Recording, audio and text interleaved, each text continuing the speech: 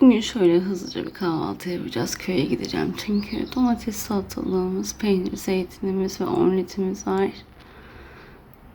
Bugünkü kahvaltımız da bu şekilde. Su içmeye her yerde devam ediyoruz. Bunlar da baklalarımız, geçen geldiğimizde kazmıştık. Artık çiçek açacaklar.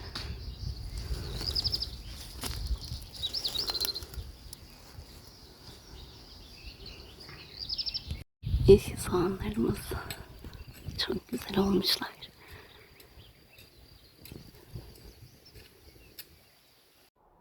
Gün içinde suyumuzu içmeyi ihmal etmiyoruz tabii ki.